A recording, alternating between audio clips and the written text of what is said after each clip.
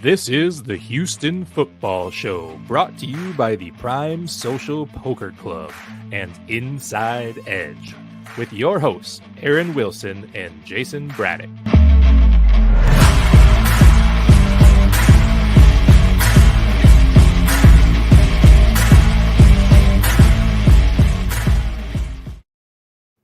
That's right. We're back here, Season 1, Episode 9. Jayson Braddock along with Pro Football Network's NFL Insider, and here locally in Houston, KPRC2 and Sports Talk 790's Texans Insider. Aaron, welcome in.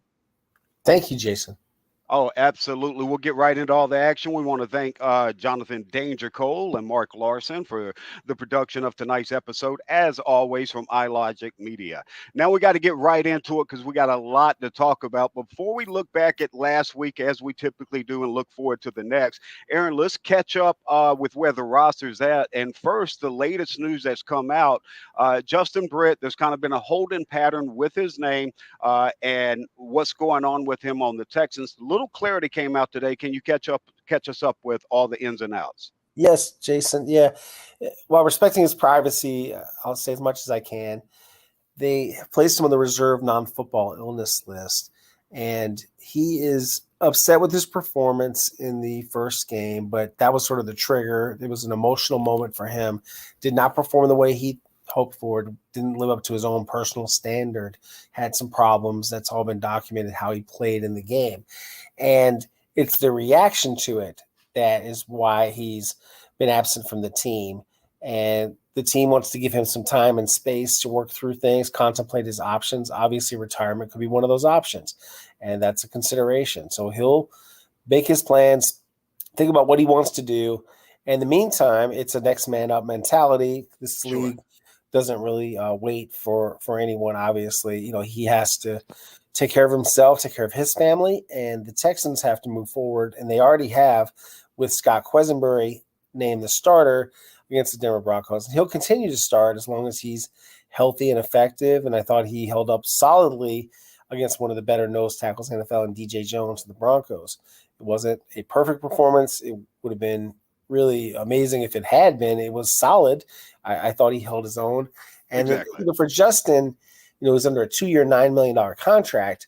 They have the option to not pay him. I'm understanding that they will pay him while he's on the non-football illness list. If he was to retire, then, you know, he wouldn't be due, obviously, his salary. So we'll see what happens. It's not really a financial thing, though. It's more just with Justin, the team wanting to give him some time and space. They've respected his process.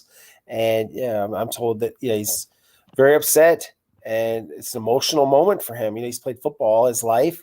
He's 31 years old. He's had a really good career. He's one of the toughest guys around.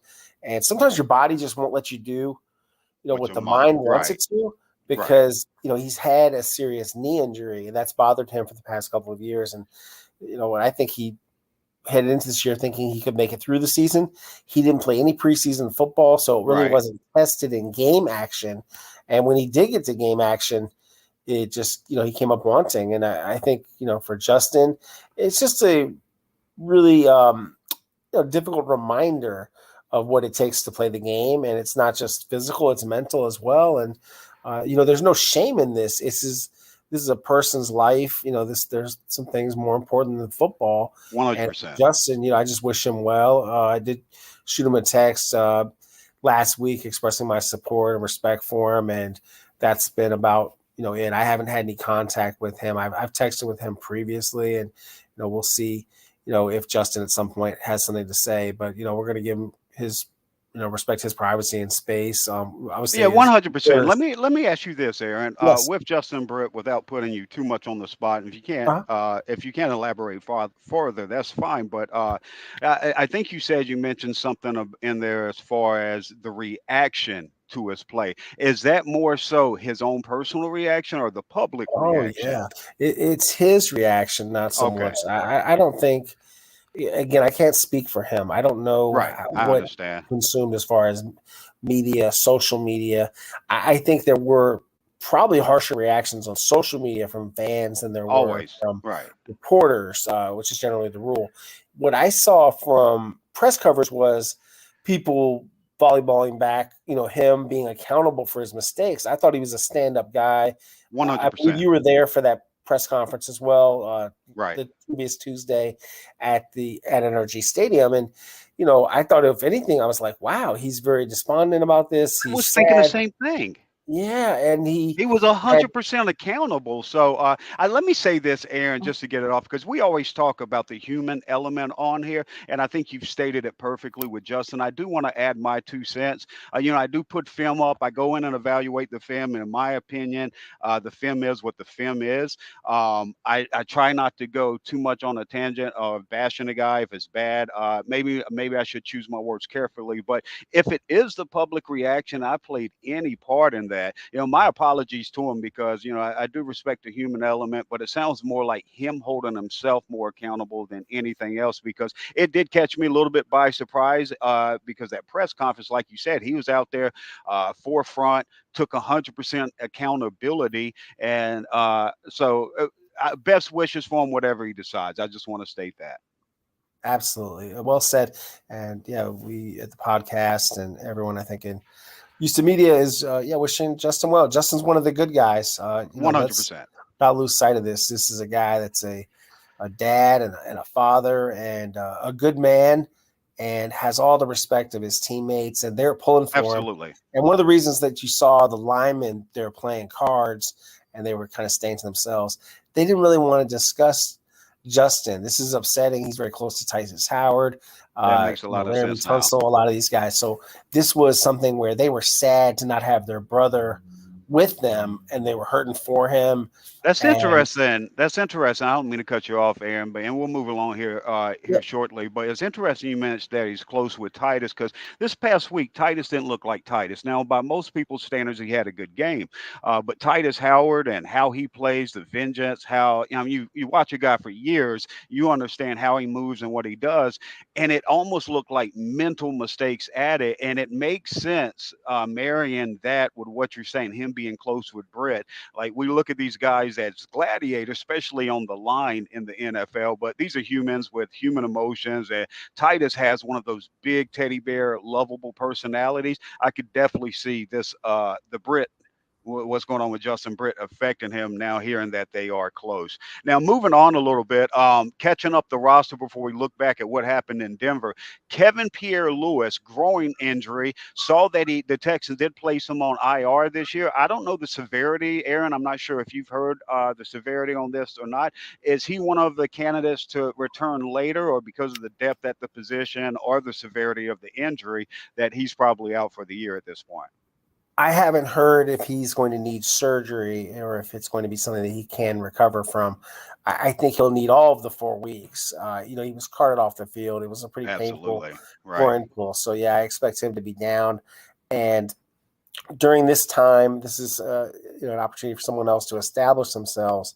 And in my opinion, the next man up should be Garrett Wallow. Interesting. I was going to go there after the KPL injury. Would he say he's been inactive 2 weeks? And speaking on injuries, do you feel like he's 100%? That's mostly why he was inactive. We saw Blake Cashman step in for the most part when Kevin Pierre-Louis went out. But you believe Wallow's healthy? Not only will he be active, but he's the next guy up? Yes, I think that could happen. I'm not reporting that, but sure, I think got that's their top option, and we'll know as the week goes on if that's how they're going to go with it. But Neville Hewitt is another possibility, but he's more of a Mike linebacker, so we'll see how they go about replacing Kevin Pierre-Louis. Keep in mind they are in 2 linebacker sets quite a bit, so the third linebacker is not always in the field. They're in nickel a lot. Yeah, sub package is probably about 70% of the time, rough estimate. Going to the offensive side of the ball before we hit our first break, and you'll stick with us through the break. Our title sponsor, just 1 minute of your time here during the show. We'll hit that here in a second. And as we always ask you, please go check out InsideEdge.com, Prime Social Poker Club if you're in the Houston area. Give positive feedback to our sponsors because we want to continue to grow this, and we're glad that they've partnered with us here and bought into the Houston Football Show brand. Now, finishing up on injuries real quick before we get to that first break, Brevin Jordan, Tyler Johnson, two different guys here, and for two different reasons I'm interested. Brevin Jordan was blocking on a play early week 1, got rolled up on, missed some time in practice last week, went into the game and did play, but again left with injury. The severity of this, and I do notice that he wasn't placed on IR, so that's good news there. Right. With him, it's a deal where, the ankle has been bothering him for a couple of weeks now. Right. And, he's been able to practice he returned to practice. He was able to finish the game. It wasn't like he was carted off the field. So I think the way Lovie Smith characterized it was he injured his ankle just a little bit.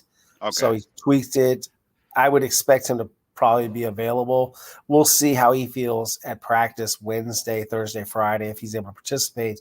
They have depth at his position. I think Jordan Akins is just as good, if not better. So, I think they've got a good option there in Akins, or if you want more of a blocker, you have Mason Schreck, right? Who's a bigger guy, but not much of a receiver. But when you think about the, Brevin and these guys, they're not being utilized a lot. I mean, the top receiving options are Pharaoh Brown and OJ Howard. So the third tight end is what we're talking about in this case. It's not exactly a, hot button personnel issue, but, it's something that, they'll have a few things to do. With the injured reserve situation, you can up a few people and the non-football illness for Justin Britt. Jimmy Morrissey is a top candidate to be promoted.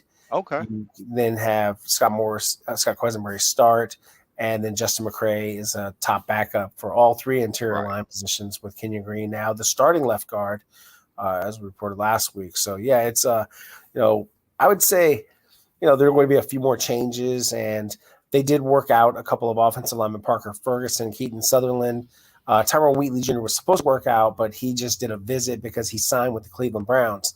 So they could fill, if they promote Jimmy Morrissey, which I think they will, then they have some linemen waiting in the wings. They could sign one of them to add to the practice squad. I hope they sign Kiefer Sutherland. I loved him in 24. Must have really put on some weight trying out for that O-line position. Lastly, before we move on to here, take this. Can you do a Kiefer Sutherland 24 impression? You? Yes. This is Kiefer Sutherland. That wasn't very good. What is that? You know what? I'm off topic now. I need a break. Go ahead. Let's hear a quick word from our sponsors while I gather myself from the Kiefer Sutherland impression. Come out and enjoy Houston's longest standing poker room with a stellar reputation for class and quality, Prime Social Poker Club. At Prime, you will enjoy an upscale social environment, fully stocked bar, gourmet dining, pool tables, dozens of poker tables, and many other fun games throughout the venue.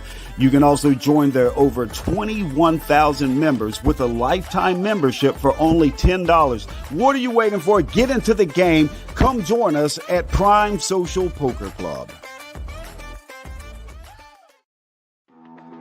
Inside Edge was founded over 30 years ago as a data and analytics provider for Major League Baseball clubs. If you've seen the movie Moneyball, then you know Inside Edge. They were part of the data and analytics revolution in professional sports. Fans can now have access to the same insights and analytics used by pro teams for free at myinsideedge.com. My Inside Edge is a destination for sports bettors and daily fantasy players where they can find matchup-specific insights and projections to help make informed betting and fantasy decisions. Again, that's myinsideedge.com.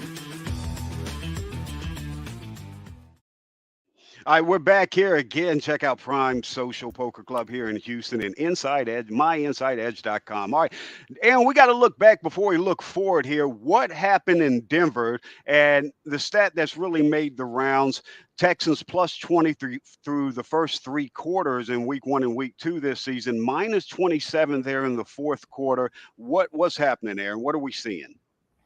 Well, it doesn't seem to be a fatigue issue to me. It's more so that they have a lot of 3 and outs on offense. They are Davis Mills is 5 for 16 in terms Ouch. of accuracy 31%. combined. And then, it's outscored, as you said, 27-0 combined margin. And the defense is gassed. They're tired from all the lack of long sustained drives. So they're on the field. They don't substitute very much. And you've seen the snap count. So the Jalen Petries and the Derek Stingleys, they're playing every snap. And they do rotate the defensive line, which I'm glad to see, because otherwise you don't get guys like Rasheem Green on the field and he doesn't get a sack if you just play the front four the whole game. They need to incorporate some other DBs, in my opinion. And, obviously that means some drop off in talent, but you've got to sub and you've got to be able to run the ball longer. And Davis Mills has got to start looking at other receivers, not just Nico Collins and Brandon Cooks. One of the problems, and this was not in the fourth quarter, but the missed opportunity on the touchdown. They're in the red zone one time. They have one chance to score. And instead of running it, they chose to pass. They don't think they can run on them inside. Okay, I understand. You're doing that, and he wheels very quickly, and he throws a low pass. It was catchable, but it wasn't a great throw. And it was on Brandon Cooks pretty quickly, and Brandon uncharacteristically doesn't bring it in. Chris Moore was wide open, but that was not his first read. That was his second read. And so, Davis, then he's incomplete on the next one. And he's got to be more accurate. And, I think there's something of a regression from the way he ended last season. Obviously, also people have watched tape of him, and they've had a chance to study him more, and you're not going to get a book on him. The pass protection is not great, but it's adequate. It's good enough. It's not like he's on the ground all the time. And there are some breakdowns here and there. The other team, they're good. Randy Gregory, Bradley Chubb, DJ Jones. These guys are tough to block. And, there's just a few things that go wrong.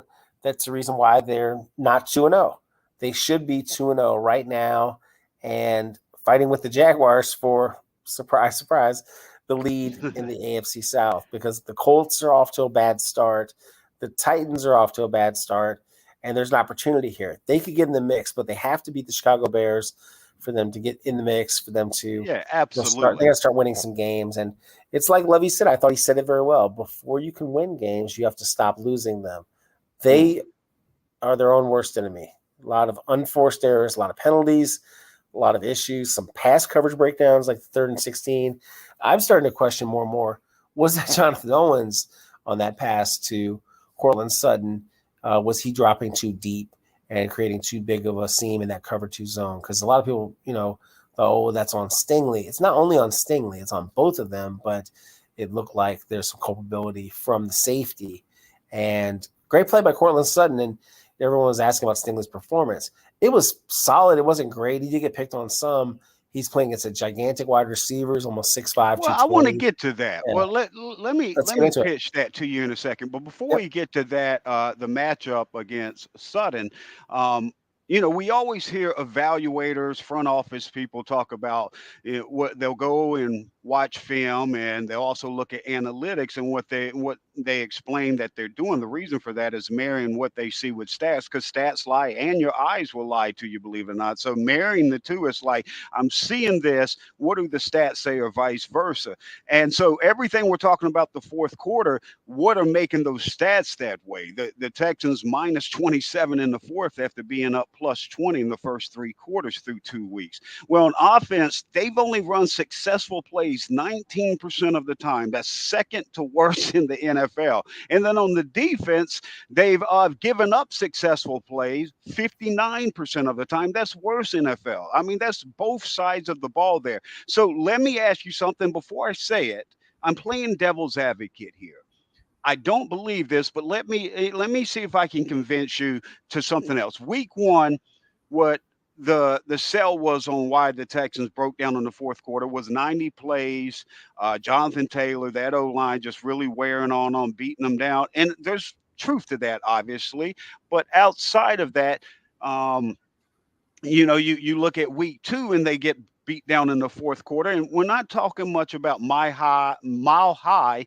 Could it be something? You say conditions not an issue, but could it be something for the second straight week, something freaky that's happening, whether it's the elements or the workload, or is this just something that in the fourth quarter is choke time? I don't think it's as much stress or physical conditioning as it is a team that's just sort of ineffective. And there is some fatigue, but it's not the only factor you can chalk it up to. And the play calling, in my opinion, from Pep Hamilton has to improve too. They've got to have Fair better enough. things Okay. dialed up. You need to save some things sometimes for the fourth That's true. quarter. And I think, if anything, we're seeing him play his hits early in the game, and he needs something up his sleeve. You script a lot, of course, but you need some things, and you need to be able to adjust and adapt and, feel how the game is going. The thing about this offense is, and now that Damian Pierce is kind of playing the way he can and they're blocking well, and Right. he's being a little more patient as he was into the first game, but this time he's letting his holes develop. If you don't have Pierce, what do you have? You're completely one-dimensional. Exactly. So this just isn't a very good offense, and I think they have the makings of a defense. They're not a very good run defense, but they have a solid defense. They have a decent pass rush. They have some better pass rush than they did a year ago. This just still feels like a very incomplete team to me, Jayson. That's just still very much in a rebuilding mode. Nothing really has changed. They are who we thought they are. Now let's get back to one thing we were touching on just a little bit ago. You talked about Stingley versus Cortland Sutton, and one thing you talked about the Texans not being able to stop the run, but it's not only that they can't stop the opposing team's number one wide receiver. Now they catch a break this week with Chicago not having, they've got an odd look at the roster where they decided to go with no wide receivers. Obviously, a little hyperbole, but seriously, truly, no number one in Chicago, and that's a blessing for Houston. But I'm curious, Aaron, and yes, it's a little bit hindsight, maybe not, but Derek Stingley Jr. has given up the 7th most receiving yards in the NFL, and he's been thrown at more than any other DB in the fourth quarter. As you mentioned, he's been picked on and targeted a little bit. So my question and my problem is not with Derek Stingley. My question is with the coaching staff that knows this is a rookie that just worked 90-plus plays last week, didn't get a lot of work in the preseason and stuff as they were careful with his workload. When Jerry Jeudy goes out early in this game, why is Derek Stingley the one that's primarily on Sutton for the majority of the game? And mind you, Steven Nelson has only given up 5 receptions on 11 targets this year. That's the 10th best among qualified DBs. And why not put him on the wide receiver who's caught 56% of the receiving yards from Russell Wilson in this game? Right. I think that's a valid question because they could have switched. Right. What they've been doing is they've been playing each side, not always shadowing. And, you primarily are winding up with, so first it was Michael Pittman, and he had a good game. Right. And then it's, Cortland Sutton. And in both cases, he's facing a bigger, taller wide receiver that has, you could make an argument they have the number one, capability. Pittman is the featured guy. He's been very productive. He's hurt now, but, you look at everything that they're trying to do, and I think he needs a little more help. I think the safeties need to help him a little more over the top. And, he's all by himself out there. Yeah, it's not only them. The Texans he's completely secondary. poised, though. I would tell you this. I like his reaction. He just keeps fighting and battling, and he'll get better. These are, and we're going to evaluate. The NFL is not like baseball where you got a game every day. You've got a week in between. You're going to talk. You're going to evaluate. I mean, with Derek Stingley, we're telling you what the tape says now, what we see, and Aaron's able to tell you a little bit behind the scenes on different stuff, and also break news for you and all that. It's content, it's entertainment, all that. But don't get carried away. This is still a young kid. My oldest daughter is Derek Stingley Jr.'s age. And he's going through trial by fire. So the criticism isn't more on Stingley there. It's more on the decision to place him in Sutton. If you're like, well, we want that trial by fire. Well, you're in games and you're in a division contention where one win, you got one win in the entire division. So I don't think you go trial by fire there. Instead, you try to get the win. And I think Steven Nelson would have solidified that for him. I mean, again, hindsight, maybe I'm wrong. That secondary, though, Aaron, great. Steven will let you know, as he has said before, I've been a number one corner. Right. And 100%. he's right. 100%. I tend to think that his game is better right now than Derek's. I don't think that's a big stretch. It's not even a question. No. I would think about it, and I wonder if they will. Yeah, Because if you're seeing it, they're seeing it too. yeah, But the Stingley's big thing upside's is, insane, but yeah, Steven Nelson's definitely ahead of this Derek is the Stingley big right picture. now. But I did like the way he played. Obviously, it wasn't a touchdown; it was overturned, but he was right there. I Right. think he's close. And the thing about it is, maybe you let him keep playing, keep competing, and keep getting better. But you've got to win some of these games. Yeah, and I And there may have wouldn't. been a way to do that. And I don't think he would have had a problem with it. I don't think it has anything to do with protecting him or his ego No. or whatever. But this week, they've only had 15 completed passes out of 28. The Bears, they run the ball, and this isn't a good Texans team running the ball. They've got to slow down. David Montgomery's already got 148 Well, let me ask you yards. about that. So, and put in, a bow on the secondary. They gave up 9 receptions of 20-plus yards in 2 games. That's the most in the NFL, and I think that ties in perfectly what Aaron was saying. It's not just on Stingley. The secondary, especially in zone looks, they have to find that chemistry quickly. Now, you talk about the running game. The Texans have been gashed, whether it was Jonathan Taylor, Melvin Gordon, Javonte Williams. But you mentioned they went with 5 D tackles this past week. Also, Rasheem Green can kick inside as well. Roy Lopez, Malik Collins, Kurt Hinish, Thomas Booker in his first action, Michael Dwumfor, all of those guys rotating in, staying fresh. Pass rush, Rasheem Green would kick in on the interior as well. But second straight week, the 5 worked. They clogged the middle. But when you clog something, it's going to squeeze out somewhere. It's going to squeeze out to the edges. And for the second straight week, the Texans have no contain. Aaron, what is going on here? And will they come in this entire week with the focus on keeping the contain on Montgomery and Khalil Herbert? Well, yeah, you would hope so, that they would, do a better job of setting the edge. And what it's going to take to do that is just fundamental football. But you can't just race into the backfield. You really have to, be a stay-home football player sometimes. And the linebackers, they've got to get outside. They got to run with these backs. They've got to feel. And David Montgomery cannot just run outside.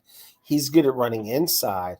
He's not the biggest back, but he's got a little bit of power, and he's got a lot of wiggle. He's got a lot of moves. And as much as Jonathan Taylor challenged them, and so did Javonte Williams, this back is a little more like Javonte, but it's quicker and harder to find. He is very short. He's a unique back, a good back. I think it's going to be tough. And no sleep on Khalil Herbert. Very instinctual. He's a good backup. Yeah, I think he's very instinctual. 6th-round pick. I had him a lot higher than that. Here's the thing. They've got to also worry about containing Fields, because Fields can take off and run. Great. Well said. Well said. Yeah, but Fields' passing is deficient. Yeah, he's only had 7 and 8 completions. Yeah, he's about a 50% passer. Right. This is a game that really, if they can at least slow down Montgomery, prevent him from running wild, and block Roquan Smith and not let him blow up their running plays, they have a chance to win this football game. I think they're better in a lot of areas, and I like the matchup for them. All right, and Texans getting 3.5 on the road. We'll get in that matchup in a second, but before we look ahead and before we get to this next quick break here, let's examine the quarterback here. I want to do a quick little segment on Davis Mills, because you touched on it perfectly earlier. Something's definitely wrong with Davis Mills. We can talk about the penalties of the O-line, the drop touchdown, anything you want to go, but there's an issue with Davis Mills, and that's your signal caller. And if Davis Mills, what he's done in the fourth quarter has been horrific. You talked about 5 for 16 for 75 yards in the fourth quarter, only 31% completion. I mean, that's sick. I mean, not positive. I mean, that's horrific. But it's not only that. He's second guessing. He's rattled, and he doesn't even look like the same guy. The first 3 quarters of the game, week 1 and week 2, he's only been sacked 3 times. In the fourth quarter, in week 1 and week 2, in the overtime there in week 1 as well, he's been sacked 5 times, almost twice as much, and it's just 2 fourth quarters in the overtime as opposed to the 6 quarters of first through third the first 2 weeks. It's on him. He's holding the ball too long. He doesn't trust himself, and he's got the yips on sideline passes. Aaron, last year, Davis Mills, Next Gen Stats shows you what a player completed. Last year, he completed 66.8 completion percent as a rookie. And I think this goes to you talking about the regression. Well, Next Gen Stats said his expected completion percent on those passes was 66.3. He was actually plus 0.5 over the expectation of what he should have completed. This year, the expected completion is 66.2 on his passes. He's only completing 56% of those passes. That's a minus 10.2. That's a regression. There's no other way to slice it. Am I wrong? No, you're not wrong. You're absolutely right. And what they have to do is, get him into a rhythm. And sometimes that can mean slants, outs. Let the receivers do some work after the catch. I think How about Damian Pierce? Yeah. Throw it to Pierce, hand off to Pierce, hit the tight ends with a pop pass. Do some things that you are capable of doing. And I think he's got to crawl before he can walk again and rebuild his confidence a little. He would probably tell you his confidence is exactly the same. I don't know. I think only Davis would truly know that, but the success is not there. And I don't want to jump to any conclusions, but the early returns are not encouraging. If this was a guy running for office, he'd be trailing in the polls. Okay. So, I like the analogy. I think he's got to get better, and he's a resilient guy. He did improve last year, but there were some times, remember, where he looked fairly hopeless last season. He doesn't seem hopeless to me. He just seems like he's off to a rough start, and we have to see, can he play his way out of it? And you got to give him the rope to do that.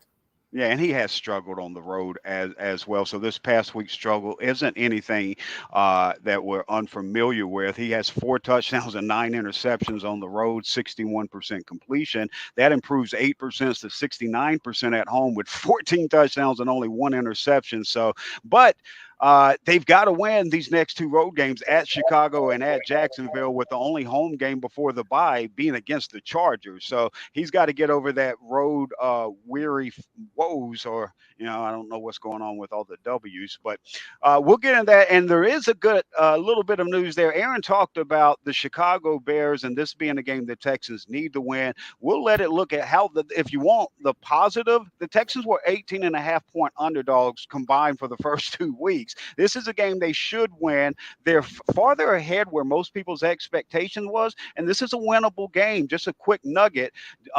Davis Mills minus 10.2 expected completion percent. The only quarterback active this week with a worse one at minus 11.6 is Justin Fields. We'll get more into breaking that game down in a second. Before we do that, though, let me take a second out to tell you about one of our title sponsors, Prime Social Poker Club. At Prime, it is the Houston's longest standing poker room with a stellar reputation for class and quality. I went out there this past weekend and jumped on the live stream they have there. So it's got a really cool setup where you have this. Sometimes it's a final table. Mostly it's a live stream cash game on a delay. So if you're wondering, well, why can't you just see while the plays are going on? So there's a delay on that live stream. And then I was able to get on there with Reese, who works there at Prime, a former poker pro as well. I guess you're always a pro once you play poker. And it's just awesome just to hear him break down the game from a pro's perspective. It shows you percents. It shows you all the outs. It's like watching the World Series of Poker, but right here in Houston at 7801 on Westheimer. It's really awesome. If you can't make it out and take advantage of their games, which they have daily and nightly tourneys, starting with buy-ins as low as $60 up to $5,000, over 21,000 members, and you can become a lifetime member for only $10. They're open daily, 24/7, 365. Doors open at 10 a.m. They don't close till the last person leaves. Go out there, check them out. Westheimer, right here in Houston, Prime Social Poker Club. And if you can't make it out there, check out the live stream. Really awesome. And I'll jump on there with Reese from time to time as well. That's Prime Social Poker Club. All right, we get right back in the show. We got Aaron for a little bit longer here. Before I let him go, I want him to look ahead to the next week, break down this Bears matchup with the Houston Texans. They really need to win this game. AFC South currently, Jaguars 1-1, Texans 0-1-1, Colts 0-1-1, and Titans 0-2. And why do I go into that? Yes, it's early in the season, but I go into that because I mentioned the Texans were 18.5-point underdogs the first 2 weeks. This week's they were underdogs again, mostly for being on the road, getting 3.5 points at Chicago. Third straight week, I say take the points, but we'll get in a little bit later on who Aaron thinks wins, who I think wins this game. But more importantly, the AFC South plays one of the toughest divisions in football, the AFC West. Jaguars, 7-point underdogs to the Charger out there in LA. At home, the Titans are 2.5-point underdogs to the Raiders, and the Colts are 6.5-point underdogs to the Chiefs. The expectations for all four of these teams to lose, I think the Texans out of all of them have the best chance to win. Aaron, is it too early in the season to say this is a game they really need to have, especially with the way they've lost those first two games? It's a matter of perspective. If they're going to, be a team that anyone's going to take seriously this year and think of as a contender in this not great AFC South, then these are the games you absolutely have to have. If this is indeed a year where you're mostly playing for draft position and trying to find who are the keepers and right. If it is a developmental year, which, it hurts the pain of losing, going through all of that, what it takes to get to, let's say that they do become a team that wins less than 4 games. Well, what do you think? Do you think they're more like the fan base has been throwing us out there for a while? They're tanking. I don't think they're tanking. Oh, no, I don't think they're tanking. One of the reasons that they're so tight against the cap is because Nick Caserio is trying to win. Because even his backups make $2 to $3 million. Some of those guys shouldn't, but that's a different story. This is a team that wants to win. He's trying to win, and but the cap issues are because he has too large of a middle class. Yeah. But very few teams do that where they pay a lot of guys this much. In essence, too, though, you're paying for free agents to join a team that's coming off a 4-13 season. So you're looking at guys that are willing to come here. This isn't like the number one destination, even though I think they've improved the culture, the facilities, the locker room, the vibe here. Everything about the Texans is going in a good direction. It's just a matter of getting more talent onto the roster. I think they got the character and the work ethic absolutely right. And I don't – people will say, oh, no, you guys are being homers. No, I'm just saying this as someone that I'm around the guys. I see them in the offseason. I talk to a lot of people. I know that Cal McNair, Hannah McNair, Janice McNair, Nick Caserio, all these people are really into it. And Greg Grissom, some of the business things, I would say like the product on the field, it's got to match what they're doing off the field. But off the field, like good things in the community, good works, the interaction with Uvalde, a lot of things I think are very heartfelt and also a little more fun experience, like the DJ at the games, things like that. Some of the things they've done with media, some of the things we've attended and, some fun stuff. And I actually say this is someone that I look forward to coming over there. Nice. Absolutely. I just want to see them win more because you want to cover a relevant team, obviously. I don't win. My emotions don't change on winning or losing. You just have a job to do. But at the same time, you want to not just be covering a team that loses every week and it's the same type of losing. So you want the story to change as a journalist. And winning a game would change the story and the narrative surrounding this team. But I don't think they're trying to low-key tank or anything like that. I think what they're trying to do is they understand that within the constraints of their budget, the cap space that they have, the fact that they don't have a franchise quarterback, and I say that meaning I don't know if Davis will become one, but he's certainly unproven. Yeah, it's a fair question. They just have to get more talent onto this roster. They look like they've had a good draft to me. I think that's more than I think that's more than fair to say. But yes, I mean it's going to be about 2 to 3 years down the line. But if you're this year, you always get and you can't judge the fans by social media, but you always get the replies on social media like, oh, they're tanking, they're not trying to win these games. And I think you bring up a great point. They just restructured Brandon Cooks. I think you report, if I'm not mistaken, right? Yes. They restructured him to create a little bit of breathing room, $544,000. They need that, and they'll keep doing ones like that as they need more money. Yeah, operating budget through the year. They're just below $2 million available right now. And if anyone goes to injury reserve, they still have to pay him, and then you have to up someone. So every time that happens, you have to get more money to create enough to pay the players. And that's an issue. It's not cash. It's about cap. And great, well said there. I'm gonna get you a T-shirt made. I have to trademark it like Geno Smith. You saw Geno trademark his, right? That's just a smart bit. That's just a smart business decision. I thought it was good. Yeah. Yeah. We're gonna have to get you. It's about cash, not cap, right, Aaron? Is that the Absolutely. Aaronism? There we go. I'm gonna get that whatever. printed up for you. You wear it out there at NRG for me, right? Okay. All right, before we let Aaron get out of here, let me set this up for you, Aaron, and for the listeners as well, just to peel the curtain back. Bears, Texans scoring defenses are both the sixth lowest in the, scoring offenses are the sixth lowest in the NFL, sixth worst, meaning that they're both 14.5. They're both averaging 14.5 points per game. So this shouldn't be a high scoring game. Defenses are actually doing really well. That's what's keeping them in games. Texans are tied for 19th best scoring defense of 18 points a game. Right behind them, tied 11th, are the Chicago Bears at 18.5 points per game.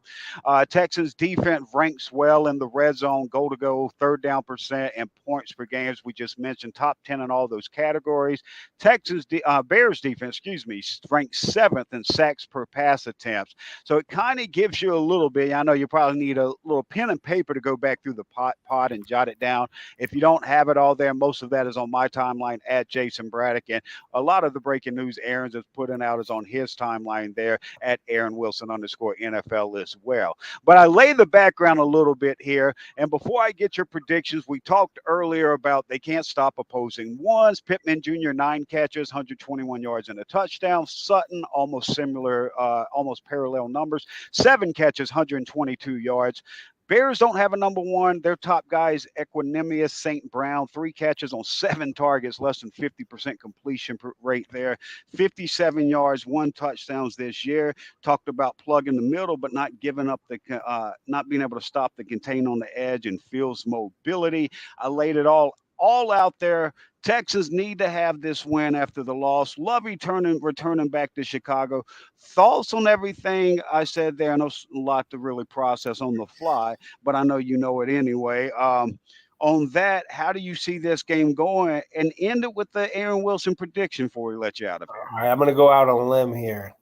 Texans win a football game, and they improve to 1-1. Nice. Even Chicago with a victory. And are they going to be in first place at that? It could be. I don't know. I got to look at everybody else's matchups. But in my opinion, they win this football game. They take care of business.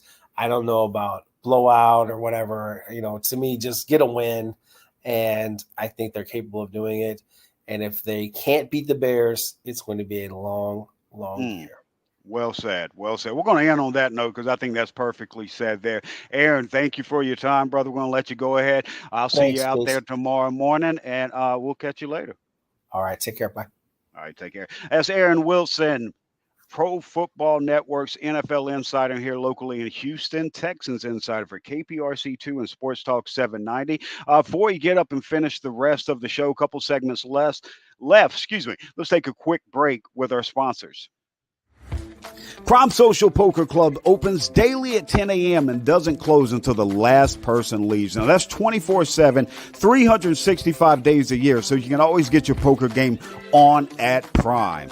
Also, daily, free play starting at 10 a.m. to 1 p.m. with happy hour from 4 to 9 p.m. They have daily and nightly tournaments with buy-in starting as low as $60 and going as high as $5,000. Now, check this out. Guaranteed prize money as large as $2 million. What are you waiting for? Get in the game. Prime Social Poker Club here locally in Houston, 7801 Westheimer.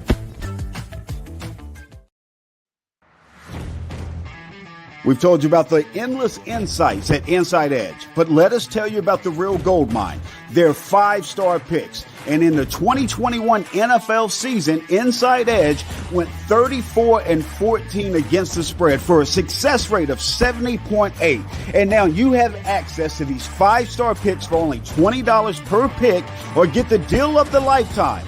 Every 5-star pick for the entire year for only $149. Even better, our listeners get a discount of 10% on that access by using code Houston. That's code Houston. I back in a couple more segments to go this evening. Aaron Wilson, we want to thank him for all he contributes to the show every week here on the Houston Football Show. Don't forget to come back every week, 8 p.m. Central Time. Check us out. And don't forget to tell your mama and them as well. All right, well, let's get into it. We're going to, we're talking about that Bears game, how it breaks down with Aaron. And one thing I wanted to ask him, kind of ran out of time there with is, can they have a clean game? And before we break down, the running back situation and how they can really attack this game on defense, the true question is, can they have a clean game? This game they're coming off against Denver. They were 2 for 13 on third down. Atrocious. I don't ever even say atrocious. Don't even know how to spell it, but that's how bad it was. 2 for 13 on third downs at Denver. Then they had 8 penalties for 94 yards. And when I look at penalty yards that high, I usually do a comparison to the rushing game and see how much it takes away from the rushing game. It it canceled out your entire rushing game on just 8 penalties for 94 yards. You're going negative when you factor in your rushing attack minus the penalties. It's all math. I don't want to dork up the thing for you. I'm a numbers nerd as it is. And going back to numbers, 50% completion rate for Davis Mills. That's insane. That can't happen. Stop it. Brandon Cooks, Aaron talked about that throw earlier, and yes, it should have been a higher throw, just like the Conley throw week one should have been a higher throw. These guys make millions of dollars. And then Brandon Cooks, he probably makes about $1 million a game. Catch the damn ball. It's clear as that. We're moving on. I don't even need to talk about Davis Mills. Can they clean up the game? So everything else we talk about doesn't even matter if they can't play a clean game. It's week 3. The preseason is over. And what I mean by that is teams don't typically take a lot of reps in the preseason anymore. It's been shrunk down from 4 weeks to 3 weeks. And these guys at most, some not even taking any reps together, live reps in the preseason. So it's ugly football. And that carries over into the regular season. I don't even think there's a point of a preseason. Do some joint practices a couple times and then go and build up your chemistry the first couple weeks like we're seeing anyway. At max, these teams, new coaching staffs, new quarterbacks, all of it, at max, they're playing 20 to 50 reps together. Max, as a unit, 20 to 50. Yeah, you're getting a little bit of live bullets, but they're so scared of a meaningless injury in preseason that they're not building chemistry. So when do you build chemistry? Week 1, week 2, typically around week 3, week 4 of the regular season, you start seeing what a team really is. I'm willing to give the Texans a pass. I know the fans, can, especially fanatics, they can be a little harsh and slow to move on, but I'm willing to give them a pass. A lot of that has to do with what the expectations were. Now, you can't just, forget what we knew beforehand. A lot of the same Texans fans that are extremely upset they didn't pull out these 2 wins gave the Texans zero shot nationally. They gave the Texans zero shot in these first 2 games. And the Texans are half a game out of first place behind the Jags. That's the Jacksonville Jaguars. For those that may have forgot about them, they do still play in the NFL, and they're in first place in the AFC South. It's up for grabs. The Jags, I would be shocked if they beat the Chargers this week. The Titans, I would be shocked if they beat the Raiders this week. The Colts, you can't convince me they beat the Chiefs this week. And I know the NFL, and we've seen some surprises here and there, and it's been insane, but a lot of that has to do with the preseason type football we watched the first 2 weeks of the season. This is week 3. Things are starting to round into shape. And these vet teams like the Chiefs and Chargers, the AFC West, and I know Derek Carr, Devontae Adams new to the team, but they got chemistry going back all the way down to Fresno State. Josh McDaniels, new head coach, man, they were clicking in the preseason.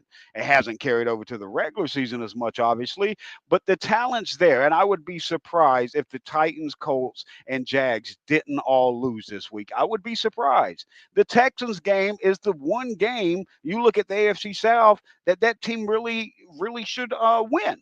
And don't get caught up in the 3.5 unless you're gambling on it, and take that 3.5 with a smile like you did the first 2 weeks on the 8.5 and the 10 points you were given with the Texans.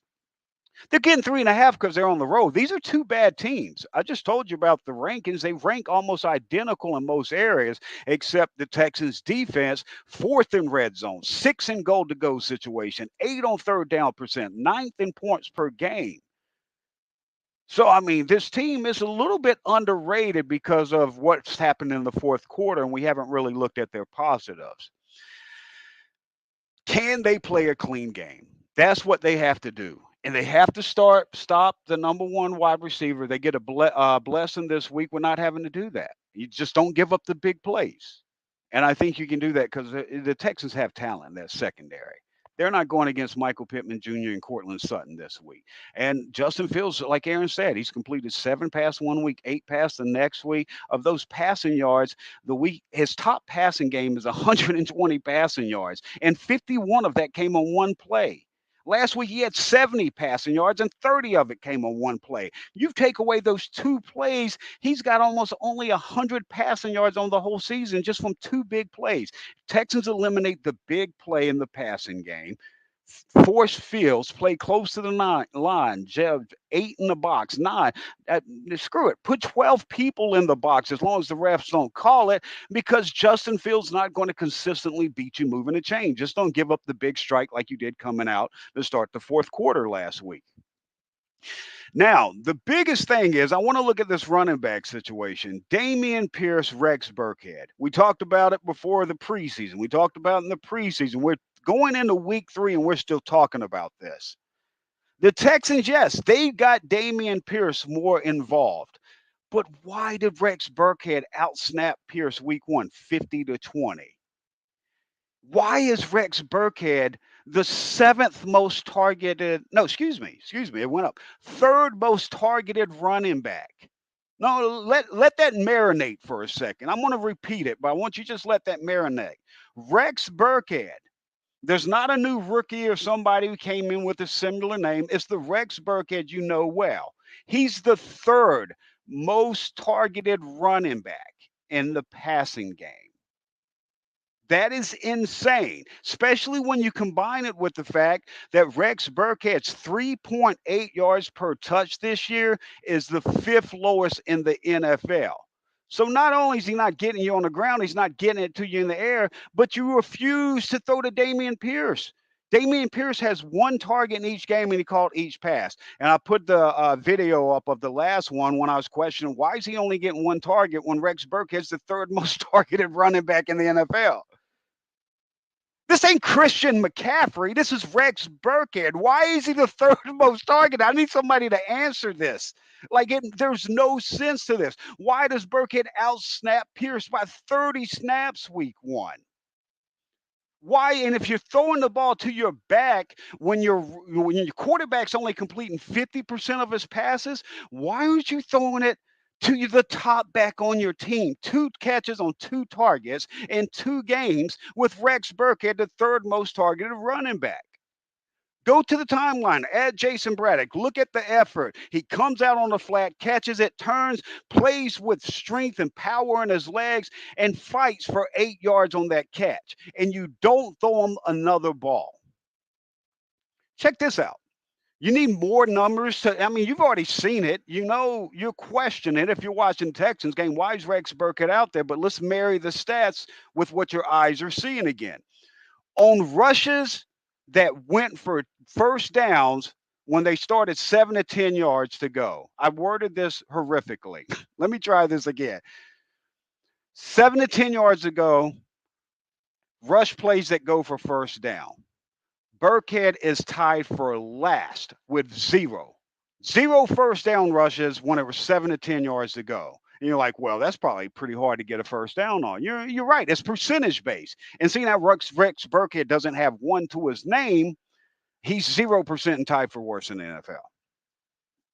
Dameon Pierce, though, there's this other 4th-round rookie they drafted. Where do you think he ranks in this? You know, seeing how we talk about all the 10-plus yard rushes he had at Florida, what he did in the preseason, seeing how he won the starting job over vets as a 4th-round pick as a rookie, what did he do? 7th. 7th in the NFL on rushes that of 7 to 10 yards to go, and he still gets a first down on that rush. He's 7th. Burkhead's last. And remind you, the NFL evaluator and coaches, whoever's making the decision, because I'm not sure on that. I don't know if it's coming from the front office, the head coach, or the OC. But it's definitely not alignment on that, because I can't see this entire organization saying, you know what, week one, what we need to do, we need to give that Rex Burkhead cat about 50 snaps. And in week two, we need to throw him about 3 more passes so we can keep him up there around the third most targeted running back, because nothing says elite receiver like Rex Burkhead. Also, seeing how Rex Burkhead didn't get any rushes in week two, this is going to be mostly a Dameon Pierce stat. Let's let this resonate. And a lot of these stats you hear us use here on the Houston Football Show come from one of our title sponsors, Inside Edge. You can check out their free stats they've now made readily available at myinsideedge.com. Well, they tweeted this one out, and you can check out their timeline at IE_NFL. On rush attempts, on successful rush attempts in week two, the Texans had 58.8%. 58.8% against the Broncos successful rush attempts. That was the third highest rank for a team in the NFL. Third highest. I think you're on something with Dameon Pierce. So then let me ask you this. You've got Dameon Pierce. He didn't have a lot of workload for his talent in college, right? So he comes into the preseason, third day picked in the 4th round on the 3rd day of the draft, not heralded.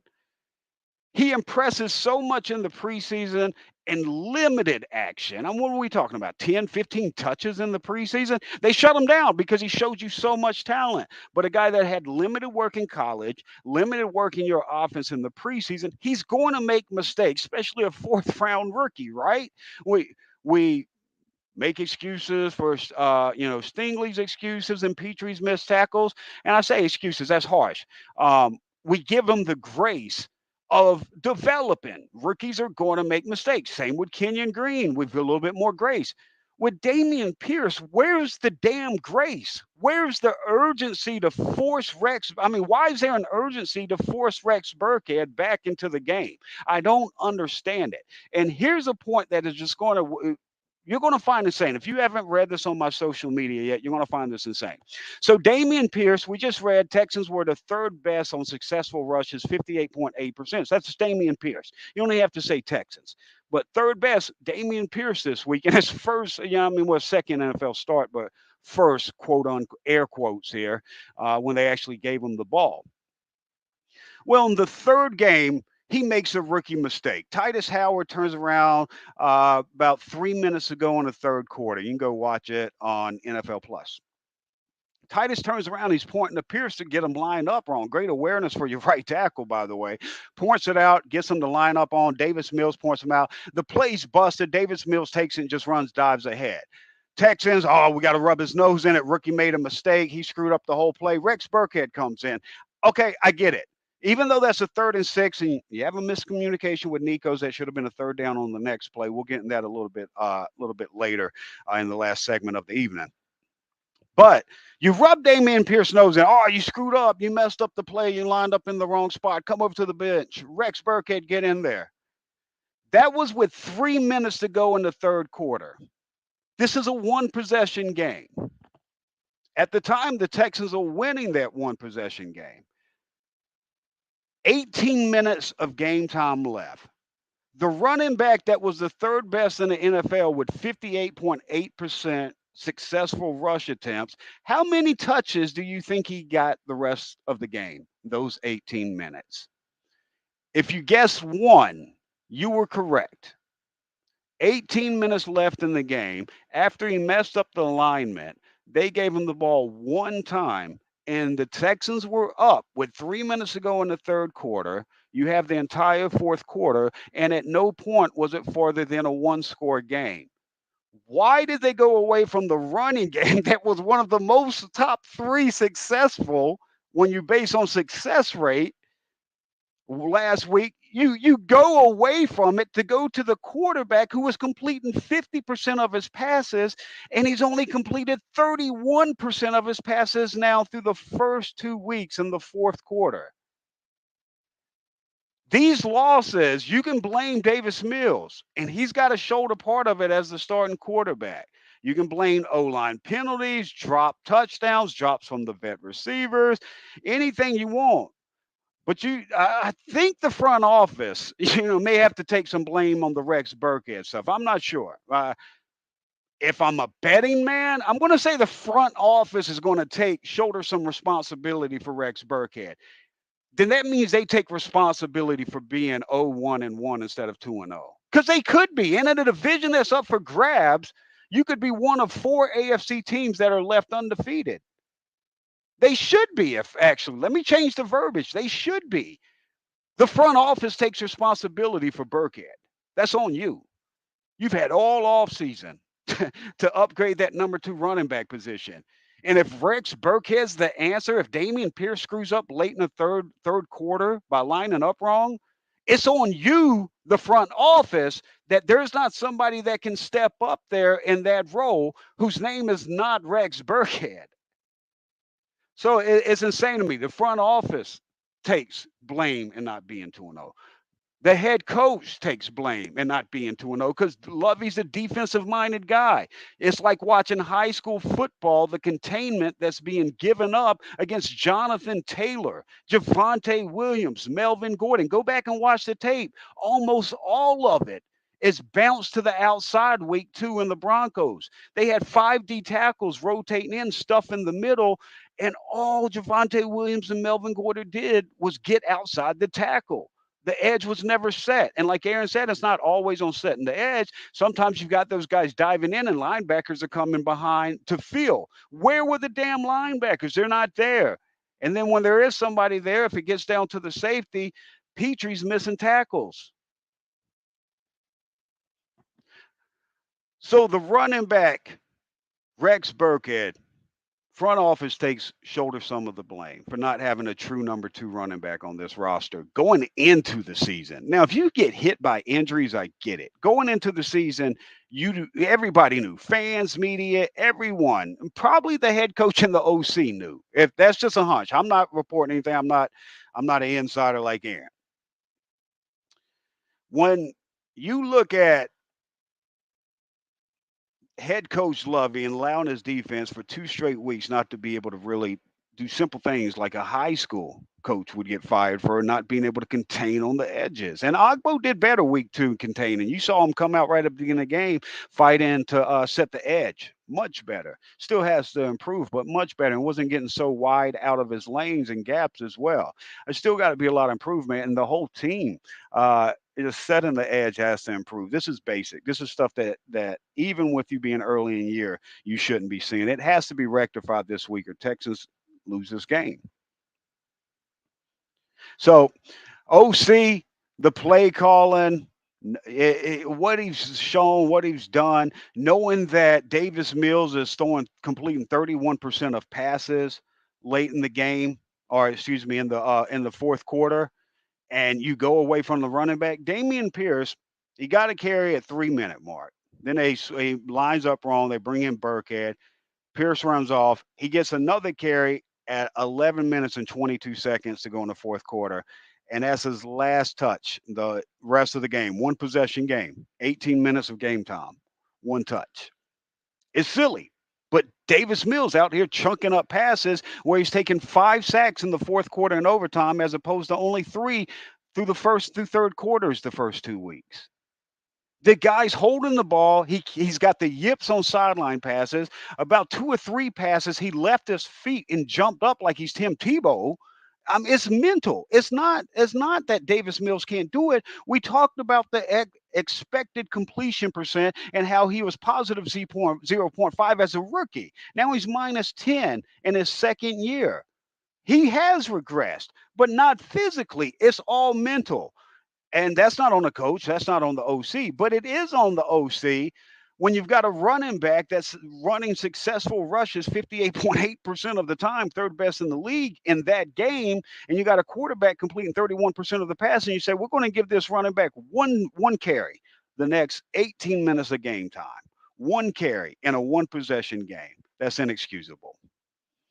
All right, we'll come up, run through a couple quick evaluation and thoughts on the Texans players from week 1, week 2 to end the show. But before we end the final segment, you've heard us talk about stats all evening long. Those come from our partners at Inside Edge. Inside Edge, if you've ever seen the movie Moneyball, that's who Inside Edge is. They were at the forefront of the analytics revolution in sports 27 years ago when they started partnering with Major League Baseball professional clubs. Now they partner with professional leagues all over the world. They partner with PR departments, your favorite websites. These stats, like, man, how do they research this? Derek Stingley Jr. has been targeted 6 times in the fourth quarter, more than any other DB in the fourth quarter. I'm not out here counting every DB stats. That's from Inside Edge, and you can get that information as well. Whether you work in the media like me, whether you work, fantasy, whether you play fantasy, you do play-by-play, broadcasting. If you're a gambler, all the information's there. This information they give to the top sites. They sell to professional sports teams and PR departments, now at your fingers for free at myinsideedge.com. That's myinsideedge.com. All right, last segment of the night. We've gone a little bit over, so I'm going to run through these quickly. First, we got to get to Kenyon Green. Kenyon got his first start. I think he played well. He made mistakes. The biggest areas we saw, mostly in the run game, he played really well. And you got to remember, this is his first start. Young kid, conditioning issues, reportedly had a concussion as well. Working back, playing against top end NFL talent. So I thought he really played when you take everything into context. But as far as some of the areas, on one play in the running game, first and goal, Damian Pierce gets blown up, stuffed in the backfield by 2 yards, but it's not on Pierce. Both guards, Kenyon Green and A.J. Cann, whiff on the run game there to get Damian blown up. But outside of that, there might have been another play or so that could have been better for Kenyon. I can't recall right off in the run game, but it's mostly in pass pro. And in pass pro, that's where we've seen he's needed to develop. So this isn't shocking stuff. But what kind of really stood out to me was the spin move against pass pro. He really struggled to stay in front of that spin move, and also the stun as well. Sometimes he's late responding to that. A lot of that's going to have to do with chemistry, with that offensive line continuously changing over week after week. It's hard to build that chemistry. Then his first start, pro talent, everything else. No signs of concern there, like what you see from him. Even the areas he struggled in is where you expect him to struggle, and you're seeing him growing and develop. I think it was A.J. Cann I read from his presser today where he said he's learning, and I'm paraphrasing here, but I believe he said he's learning where to put his hands better, and he's got the power and the pop. So it's going to be a technique thing, and I think it's really going to click. That kid should be playing at a high level in the league for a long time. Nico Collins, this is one. I wasn't big on Nico when he came out the draft. Had a 5th-round grade on him. Texans took him in the 3rd, and then I was a convert. I'll be honest with you, preseason, and I'm rarely ever converted into preseason, but watching him every day, his craft, his work, how he's framing the ball on the sideline, working after practice, everything. I'm like, you know what, Jayson? Maybe it's fool's gold, but I'm going to say, let's watch out for this Nico Collins kid. He's really starting to step it up.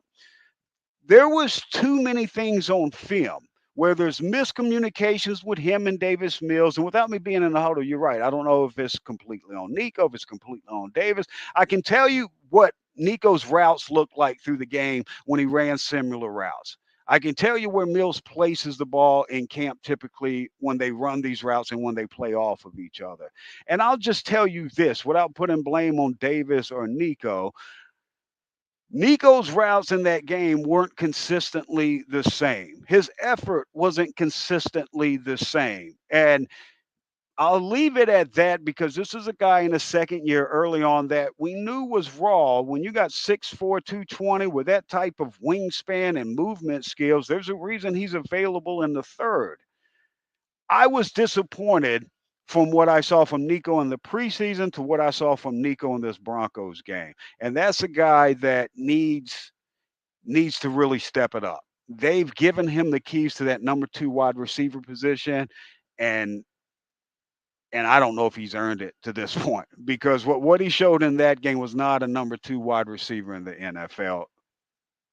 Speaking of wide receivers, the vets as a whole aren't helping Davis Mills. Yeah, Davis Mills, 31%. That can't be helped by all these drops. But when your quarterback's struggling, your vet wide receivers need to pick them up. Brandon Cooks, third down week 1, 3 and out because the ball goes right through his hands. Week 2, touchdown that could possibly help put the game away. You're playing from ahead. You get down there. Now the Broncos are pushing back. You've got a touchdown there that could really help you put this game away instead of settling for another field goal. And he drops it. Now you could talk about, well, it was at his knees. Go back and watch the end zone angle where it goes through both of his arms and hits his stomach. I mean, Brandon. Brandon Cooks would tell you he should catch that 100 times out of 100. The dude's contract, I'm pretty sure he makes $20 million a year around there.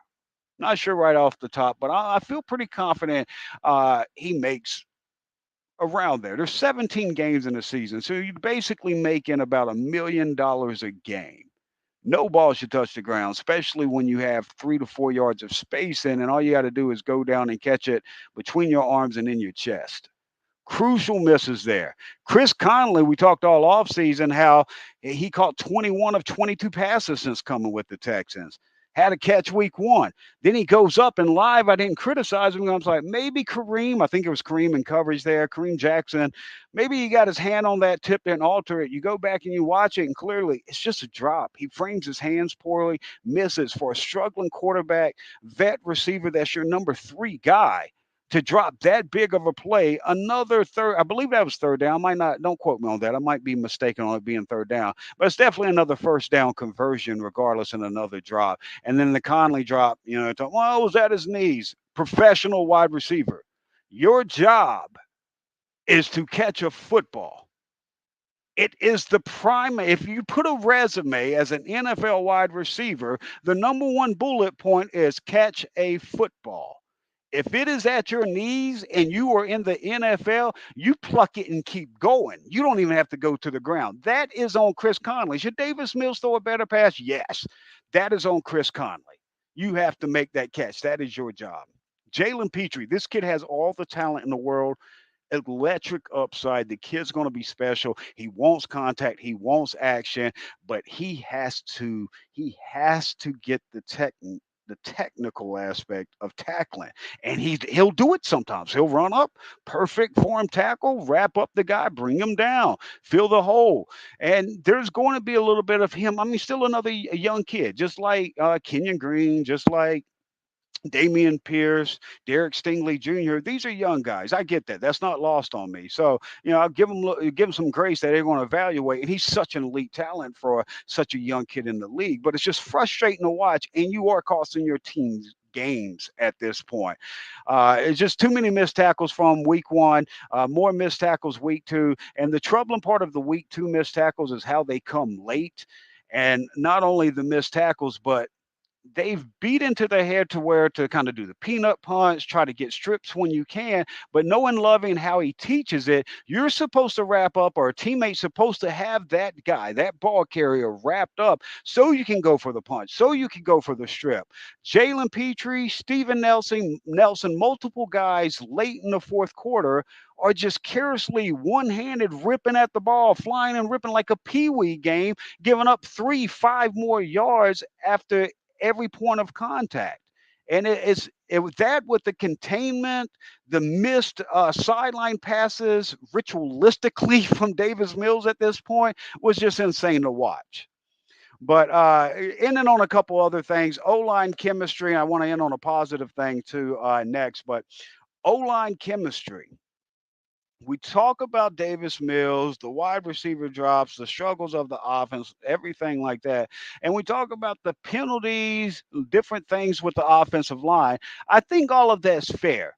But I think we also got to talk about the lack of chemistry on the offensive line, and it's not their fault. I mean, you've got the injuries, you've got whatever happened with Justin Britt. You've got the talent fall off, guys 1 year from the next. Anyway, if we go back over the last 17 games, if Laramie Tunsil comes out against the Bears at left tackle, Kenyon Green left guard, At center, Scott Quesenberry with A.J. Cam right guard and Titus Howard right tackle.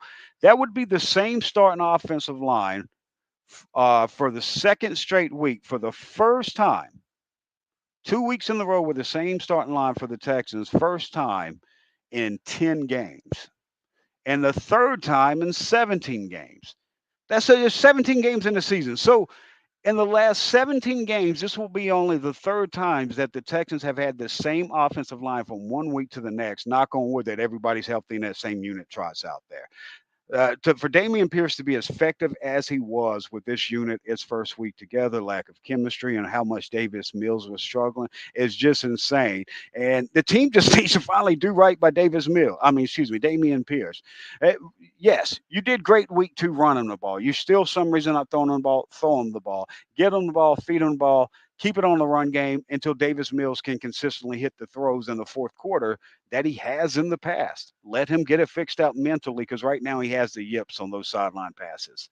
Lastly, say we'll end on a positive note. This guy was probably used to be called when he was with the Texans early on in his career, uh, probably called Mr. Simone Biles. I'm sure he's probably got that a time or two. I think that's fair. At this point, he's the leading tackler in the NFL. And oh my God, Rockets fans, I love you. Please quit coming on my timeline with the reply every week when I tell you about the safety tackles of Jonathan Owens and he's leading the NFL with basic information like, well, if the safety's making the tackle, then that means your front seven. So the guy leads the NFL in tackles. This isn't a number one pick. This isn't a first day pick. This isn't a draft. You know what I mean? Jonathan Owens leads the NFL in tackles. And yes, I've watched football long enough to understand that most of the time the safety's making a tackle means he's in the third level of the defense. I think I've picked that up from. So I appreciate you Rockets fans for that nugget there.